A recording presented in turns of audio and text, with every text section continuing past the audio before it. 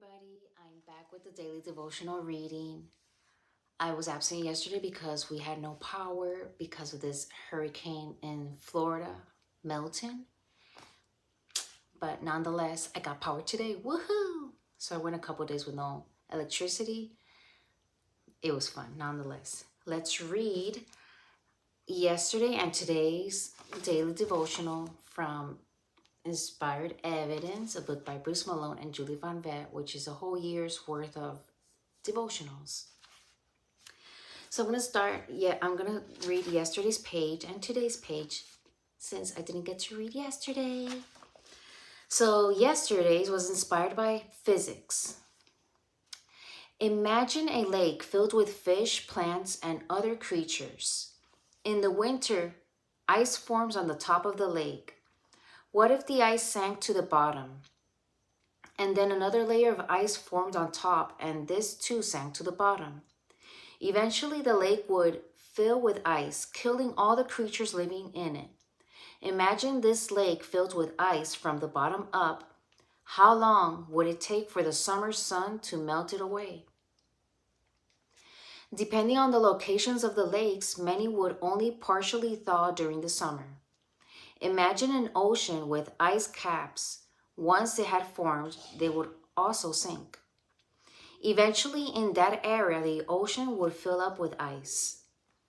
Thankfully, when water freezes, it does not sink but floats.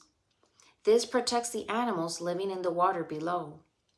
Most liquids become heavier and sink when frozen, but not water. Frozen water floats. As water cools to 39 degrees Fahrenheit, it contracts. Then a strange thing happens from 39 to 32 degrees Fahrenheit. It expands until it freezes. This expansion creates spaces between the molecules, causing the ice to float. Ice floats in water because it is less dense than water. Water expands 9% when it freezes, unlike almost all other liquids. Because of this anomaly, ice that forms on lakes, seas, and oceans stays near the surface rather than sinking and causing destruction of life. Our Creator gave water this unique quality in order that life would be possible here on earth. Interesting. The quote of the day for scripture was or is Job 38:30. The waters are hid as with a stone, and the face of the deep is frozen. October 11 is inspired by history. Let's read. It says, have you considered how well archaeological evidence provides support for the recent creation of mankind? All anthropologists know that key human technological advancements, agriculture, the wheel, pottery, and horse domestication, were developed less than 10,000 years ago. The oldest plow is about 4,000 years old.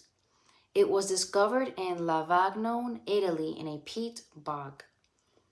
What about agriculture in general?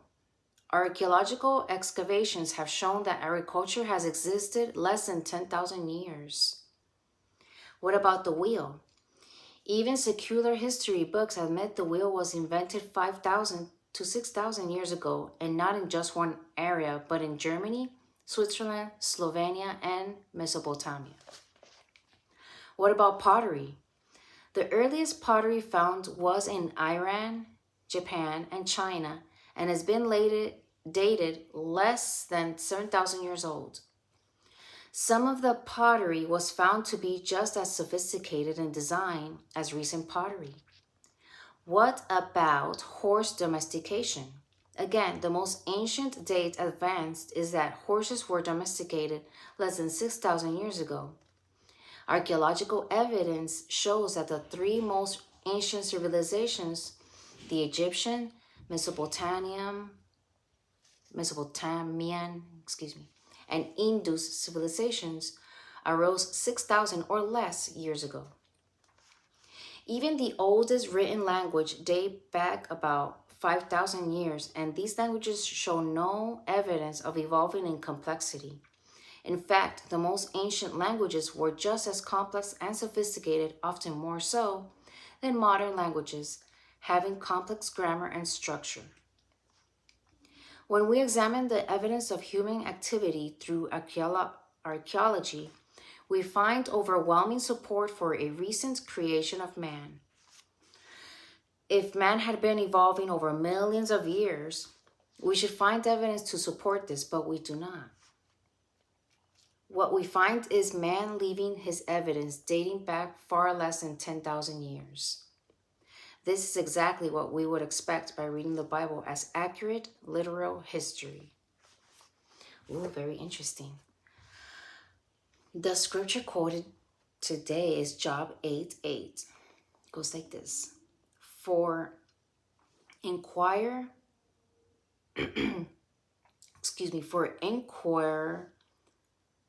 I pray thee of the former age, and prepare thyself to the search of their fathers. That is all for today. I'll leave it right here. God bless you. I'll see you guys tomorrow. Bye.